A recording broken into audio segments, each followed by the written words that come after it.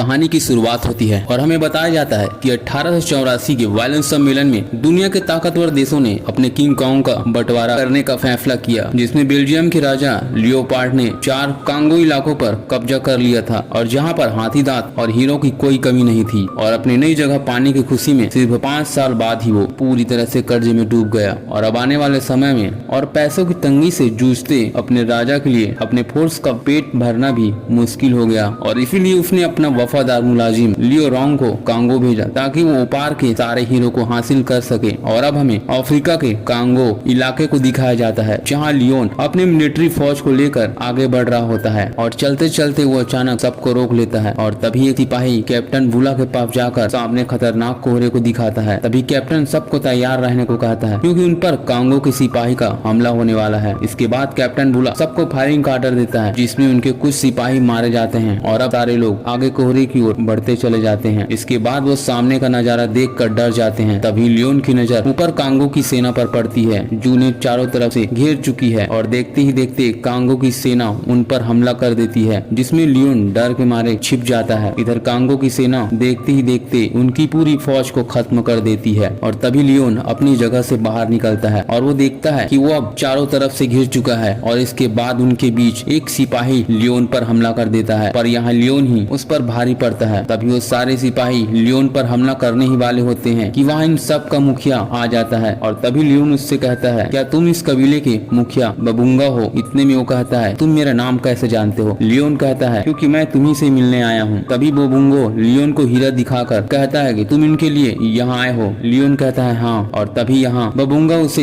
हीरे देने को तैयार हो जाता है पर इसके लिए वो किसी आदमी को उसके पास लाने को कहता है जिससे वो अपने बरसों पुराने बदला ले सके। लियोन मान जाता है और उसका नाम पूछता है और तभी यहाँ सीन चेंज होता है और हमें लंदन का सीन दिखाया जाता है जहाँ एक आदमी चलते हुए जा रहा होता है और हमें एक मीटिंग को दिखाया जाता है जहाँ हमें टार्जन को दिखाया जाता है और अब वो सिटी में रहता है और लोग उसे जॉन के नाम से जानते हैं। और तभी यहाँ के मिनिस्टर जॉन से कहता है कि आपके लिए अफ्रीका से एक प्रस्ताव आया है। अफ्रीका के लोग आपको वहाँ बुलाना चाहते हैं। आप वहाँ पर जाकर रिसर्च करेंगे, इससे हमें वहाँ की सारी जानकारी मिल जाएगा। पर यहाँ जॉन अफ्रीका जाने से मना कर देता है और प्रस्ताव स्वीकार करने से भी मना कर देता है और वहाँ से बाहर निकल जाता है। तभी इसके पीछे डॉक्टर विलियम आ जाता है और वो उसे कांगो शहर जाने के लिए मनाने लगता है। वो कहता है जॉन अगर तुम कांगो शहर जाओगे तो अपने आदमियों को मिलकर बहुत खुशी होगी और उनकी हर तरह से मदद कर पाओगे। और तभी जॉन कहता है कि मैं वहाँ नहीं जाना चाहता क्योंकि वहाँ बहुत ज्यादा खतरा है। लेकिन डॉक्टर विलियम उसे किसी भी तरह से मना ही लेते हैं। और इसके बाद जॉन अपने पास्ट के ख्यालों में खो जाता है जहाँ जॉन के पापा अपने घर में तेजी से आने लगता है, जहाँ वो देखता है कि उसकी वाइफ बहुत बीमार है और वो कुछ समय बाद मर जाती है। जॉन के पापा उसे दफनाते हैं और इसके बाद इनके सामने कॉन्ग आ जाता है। तभी उसका बच्चा जोरों से रोने लगता है। वो अपने बच्चे को बचाना चाहता है पर यहाँ और भी कॉन्ग आ चुके हैं जो बच्चे को लेकर चला जाता है और इधर जॉन के पापा पर सारे कॉन्ग हमला कर देते हैं और जॉन के पापा मर जाते हैं। और तभी जॉन अपने यादों से बाहर निकलता है और एक अनाथ आश्रम में आता है और वहाँ आकर वो उन्हें टार्जन की कहानी सुनाने लगता है। और यहाँ हम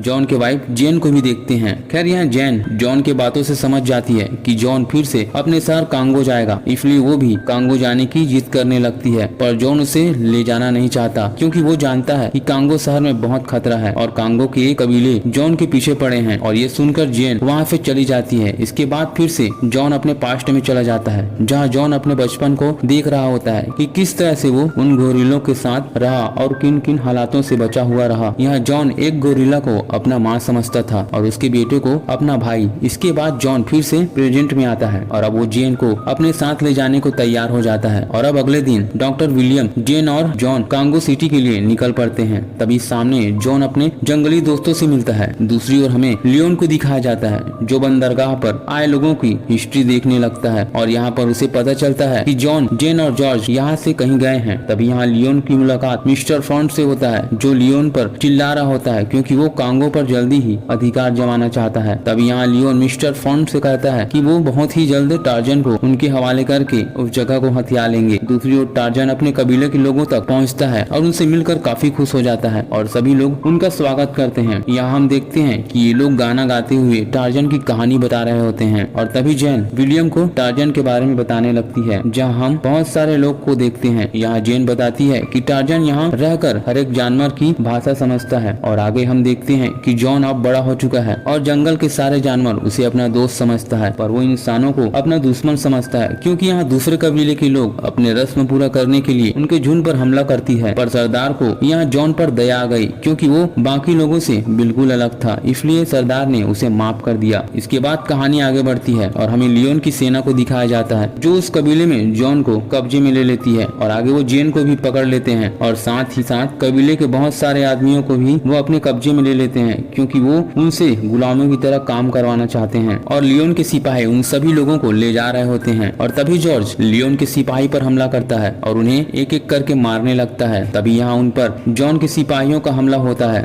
और हालात को देखते हुए लियोन को टार्जन को छोड़कर भागना पड़ता है और जहाँ जॉर्ज टार्जन को आजाद कर देता है। और तभी हम देखते हैं कि लियोन अपने जहाज पर जैन और उनके कुछ साथियों को लेकर जा रहा होता है। और दूसरी ओर हम देखते हैं कि जॉन की वजह से इस जंगल का हुलिया ही बदल चुका है, पर अब जॉन किसी भी हालात में अपनी वाइफ जैन और अपने सिपाहियों को लियोन की कैद से छुड़ाना चाहता है और इसीलिए वो उनके जहाज तक पहुंचने का शॉर्टकट रास्ता ढूंढता है और उन रास्तों पर सब आगे बढ़ जाते हैं। दूसरी ओर हम जैन को देखते हैं जो लियोन से बात कर रही होती है, जहाँ वो बताता है कि हम यहाँ जॉन को पकड़ने आए थे। और दूसरी ओर हमें जॉन और उसके सिपाहियों को दिखाया जाता है जो अपने प्लान के हिसाब से आगे बढ़ रहे होते हैं, पर यहाँ विलियम को उनके पीछे जाने से बहुत कठिनाई पड़ रही थी। और तभी वो सारे लोग एक ट्रेन पर कूद जाते हैं जिसमें उनके काफी सिपाही होते हैं जिन्हें वो गुलाम बनाने के लिए ले जा रहे होते हैं। तभी यहाँ टार्जन पहुँचता है और उनके बीच जबरदस्त लड़ाई शुरू हो जाती है और यहाँ टार्जन अपने सारे साथियों को छुड़ा लेता है। और तभी यहाँ टार्जन और विलियम को एक बात पता चलती है कि दरअसल इन सारे लोगों को कैद करके वो पुल बनाना चाहते हैं जिससे लियोपार्ड अपने 20,000 सैनिकों को कांगो भेजकर उस शहर को पूरी तरह से हथिया सके।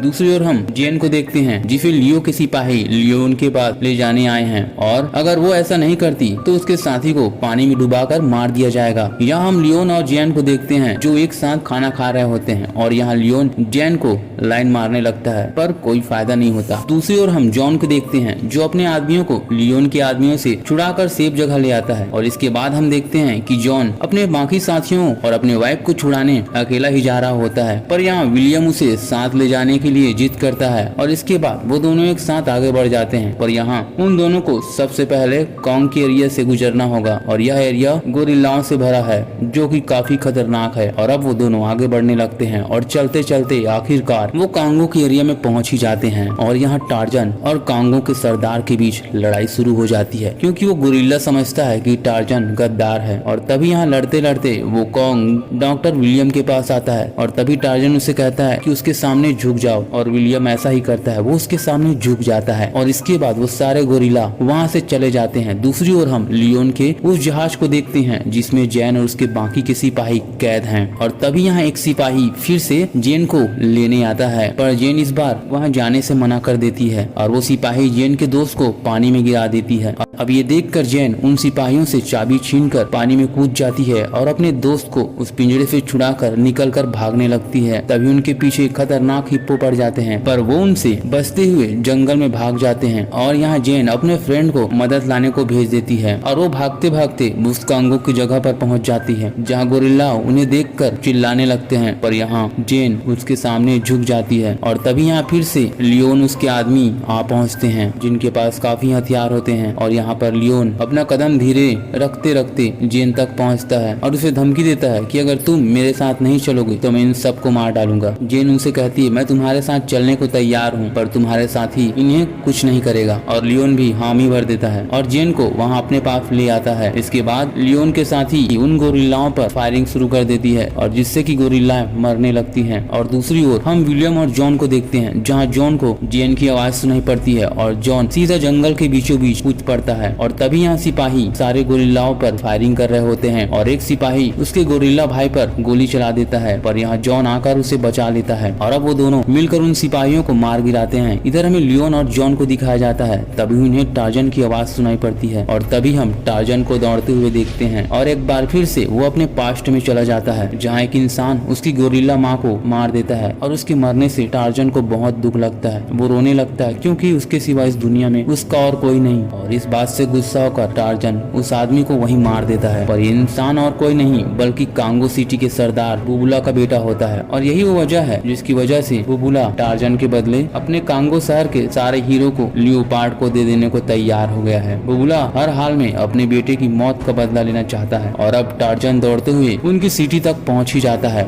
जहां जॉन की लड़ाई उनके खतरनाक सिपाहियों से शुरू हो जाती है। और अब इसके बाद जॉन की लड़ाई बुबुला से होता है जो कि जबरदस्त होता है। तभी यहाँ डॉक्टर विलियम भी पहुंच जाता है, लेकिन उनकी लड़ाई खत्म नहीं होती। और तभी जॉन उसे समझाता है कि वो तुम्हें धोखा दे रहे हैं। वो कहता है कि वो तुमसे तुम्हारे सारे हीरे छीनकर तुम्हें उस जगह से बेदखल कर देगा या तो तुम सारे लोगों को मौत के घाट उतार देगा। लेकिन बुबुला को उसकी बातों पर यकीन नहीं हो रहा था। तभी डॉक्टर विलियम उसे समझाता है और उसके बाद यहाँ गोरिल्लाओं की पूरी फौज आ जाती है। इसके बाद हमें फिर से जेन और लियोन को दिखाया जाता है जो यहाँ से जा रहे हैं। तभी अगले सीन में हमें बोमा के बंदरगाह को दिखाया जाता है, जहाँ लियोपार्ड के बीच हजारों सैनिक कांगो की सिटी को खत्म करने तैयार खड़ी है। दूसरी ओर हमें जॉन और विलियम को दिखाया जाता है जो इन सैनिकों पर दूर से नजर रखे हैं। तभी टार्जन इन 20,000 सैनिकों का सामना करने के लिए अपने जंगली दोस्तों को बुलाने चला जाता है और तभी यहाँ अचानक से उन सारे जानवरों का हमला हो जाता है, जहाँ उनकी पूरी 20,000 सैनिकों पर जानवरों के हमलों से सब कुछ बर्बाद हो जाता है। और दूसरी ओर लियोन जैन को रस्सी से लटका देता है पर आखिरकार जॉन अपने वाइफ को बचा ही लेता है। इसके बाद विलियम एक फायर गन लेकर लियोन के जहाज पर फायरिंग करने लगता है। इधर जॉन पानी के रास्ते से एक जहाज पर चढ़ जाता है और उसके इंजन को ऑट कर देता है। और अब जैसे ही वो ऊपर आता है लियोन उसके गले में चैन लगा देता है, जिससे उसकी सांसें रुकने लगती है। इधर हम डॉक्टर फॉन्ट को देखते हैं जो जहाज में पड़े हीरे लेने आ रहा होता है, पर इससे पहले जॉन उस चैन को तोड़कर लियोन को पानी में फेंक देता है और उसे वहीं पर ढेर सारे खतरनाक मगरमच्छ खा जाते हैं। और इसके बाद उस जहाज पर एक बड़ा ब्लास्ट होता है। इसके बाद सीन चेंज होता है और हमें कांगो सिटी को दिखाया जाता है, जहाँ सारे लोग बहुत खुश होते हैं। और यहाँ कुछ महीने बाद का सीन दिखाया जाता है, जहाँ जेन और टार्जन का एक प्यारा सा बेटा होता है। और इसी के साथ इस मूवी का द एंड हो जाता है। दोस्तों मेरे वीडियो को लाइक और सब्सक्राइब जरूर करें। मैं मिलता हूँ आपको अगली वीडियो में।